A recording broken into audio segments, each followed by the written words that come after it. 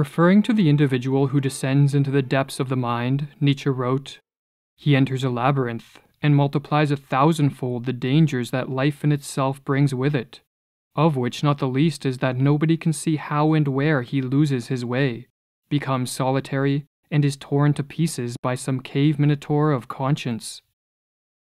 In the first video of this two-part series, we explored the possibility that Nietzsche's madness was psychological in origin and not caused by any disease or damage to the brain.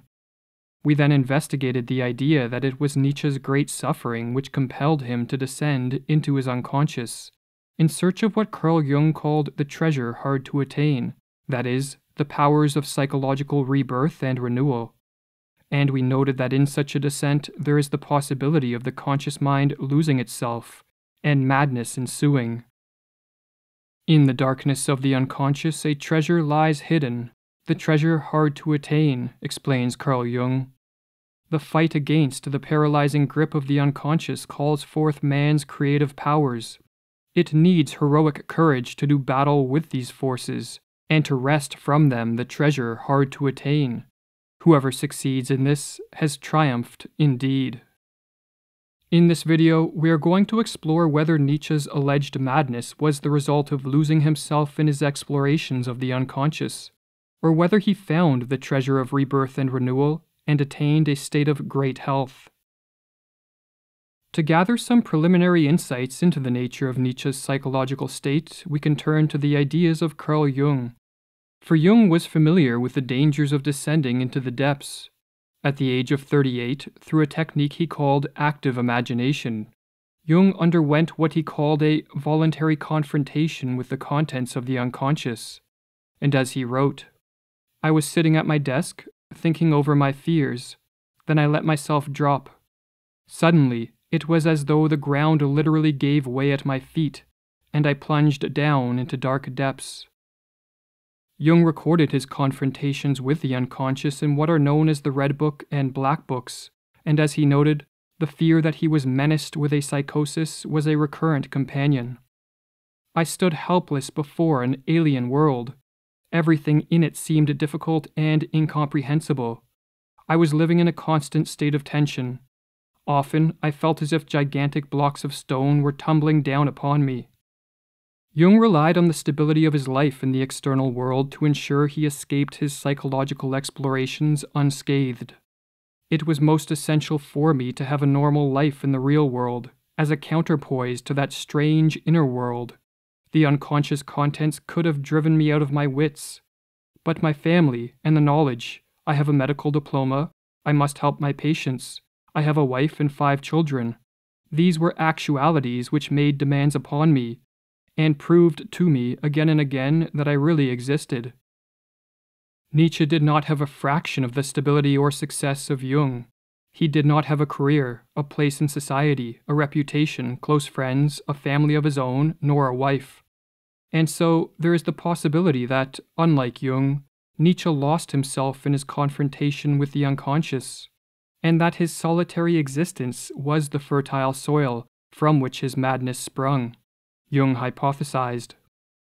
Nietzsche had lost the ground under his feet because he possessed nothing more than the inner world of his thoughts, which incidentally possessed him more than he it. He was uprooted and hovered above the earth, and therefore he succumbed to exaggeration and irreality.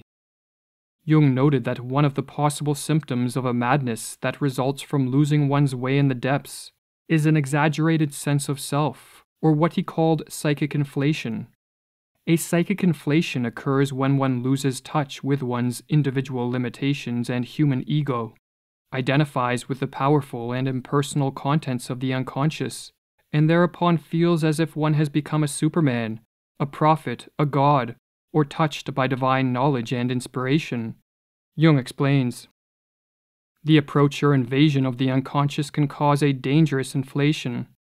For one of the most obvious dangers is that of identifying with the figures in the unconscious. For anyone with an unstable disposition, this may amount to a psychosis." On January 6, 1889, Nietzsche wrote to Jacob Burckhardt, "When it comes right down to it, I'd much rather have been a Basel professor than God. but I didn't dare be selfish enough to forego the creation of the world. 2 days earlier, Nietzsche penned the following letter to Cosima Wagner. It is a mere prejudice that I am a human being, yet I have often enough dwelled among human beings, and I know the things human beings experience, from the lowest to the highest. Among the Hindus I was Buddha, in Greece Dionysus, Alexander and Caesar were incarnations of me, as well as the poet of Shakespeare, Lord Bacon. Most recently I was Voltaire and Napoleon, perhaps also Richard Wagner. I also hung on the cross. Within the span of these days he wrote the ominous line, "What is unpleasant and jeopardizes my modesty is that, fundamentally, I am every name in history." These letters support Jung's claim that Nietzsche underwent the psychic inflation that occurs when the conscious mind is engulfed by the figures and forces of the unconscious. But this is not all there is to the mysterious tale of Nietzsche's supposed madness. For as we explored in the first video of this series, Nietzsche suffered his entire adult life from a myriad of debilitating physical symptoms, including migraines, fits of vomiting, nausea, convulsions, blindness and visual hallucinations, that would leave him bedridden for days, unable to eat or sleep, and at times questioning whether life was worth living.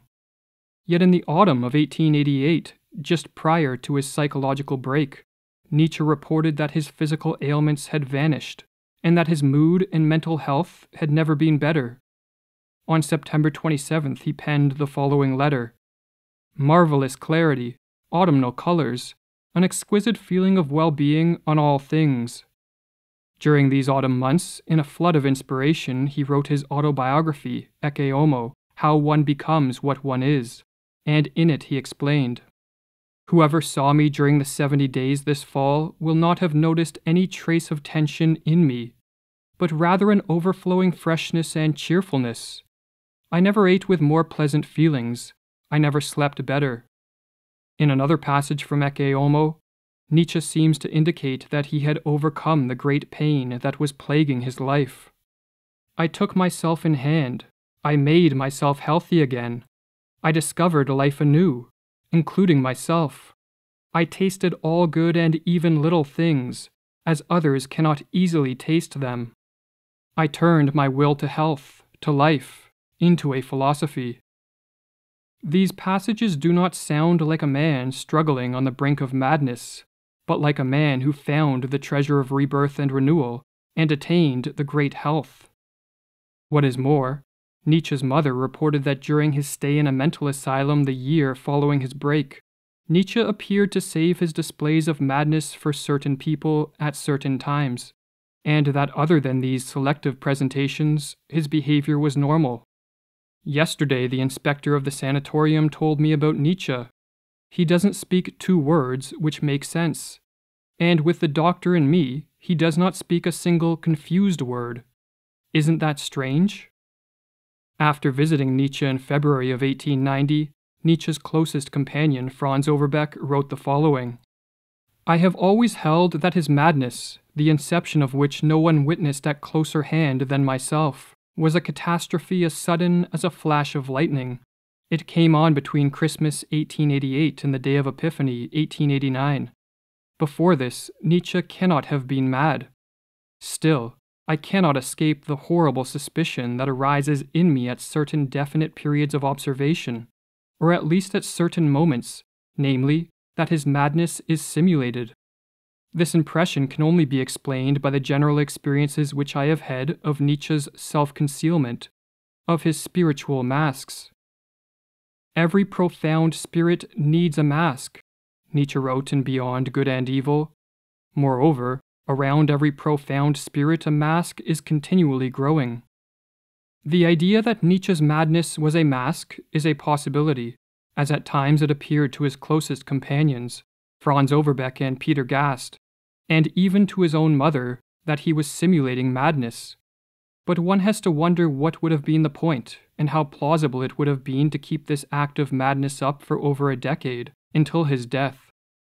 But even if Nietzsche did not fake madness, there is another alternative to the possibility that he was mentally deranged. Nietzsche's so-called madness could have been what the ancient Greeks called a divine mania. There are two kinds of madness, one arising from human diseases, and the other from a divine release from the customary habits. Socrates explains in Plato's Phaedrus.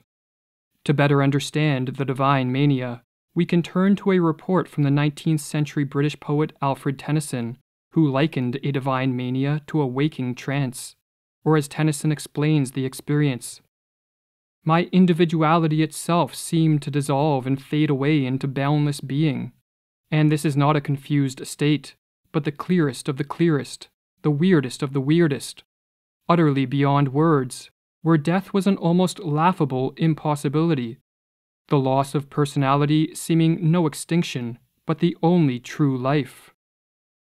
After transitioning from a state of great suffering into a state of great health, as occurred in the autumn months of 1888, could it be that thereafter Nietzsche lived in a state of divine mania, which was mistakenly interpreted by doctors as indicative of a degenerating madness? As the historian Ulia Ustanova explains in her book on divine mania, the reluctance to acknowledge that being in a non-ordinary state of consciousness is not synonymous to being mad is characteristic of our culture, which tends to medicalize the nonconformities, especially behavioral deviance. In historical and cultural situations different from the modern Western norm, people take for granted that a person may be out of his or her mind, but not crazy. For instance, in the traditional Inuit society, a shaman, while healing, is not deemed mad. In our society, the idea that deviation from the normal state of consciousness may be beneficial is still considered by many extravagant, if not preposterous. After his stay in a mental asylum, Nietzsche returned home and lived out the rest of his life under the care of his mother and sister. During these years, they reported that most of the time it was next to impossible to connect with him. He was mostly mute. It almost appeared as if he was reposing above himself, on the peaks of his mind. He would go for walks with his sister and would not respond when talked to. And then out of the blue he would offer concise and intelligible comments, as Jung reported. For instance, he once said to his sister, "Are we not quite happy? Perfectly reasonably?" And then he was gone. People have concluded that his madness was a divine mania, what the Greeks called mania, a divine state, the state of being filled with the God. One is entheos, the God is within. The remark was quoted as evidence that he had reached a sort of nirvana condition. In an aphorism titled In the Great Silence from the Dawn of Day, Nietzsche seems to convey the idea that it is possible to live in a non-ordinary state of consciousness, a divine mania, which would appear to most other people as indicative of mental disease. As Nietzsche wrote, "Now all is still. The sea lies there pale and glittering. It cannot speak. The sky plays its everlasting silent evening game. It cannot speak. O sea, O evening, you are evil instructors. You teach man to cease being a man. Shall he surrender to you? Shall he become as you now are, pale, glittering, mute, tremendous, reposing above himself, exalted above himself?" Throughout his life, Nietzsche was heavily influenced by the ancient Greek god Dionysus. He called himself the last disciple and initiate of the god Dionysus. Dionysus was the god of festivals and wine, but he was also the god of divine mania, of a madness which heals, liberates, and breaks the sterile chains of life. His coming brings madness, Walter Otto wrote regarding Dionysus. On the day of his break on January 3rd, 1889, Nietzsche penned the following in a letter: "I come as the victorious Dionysus, who will make the earth a festival."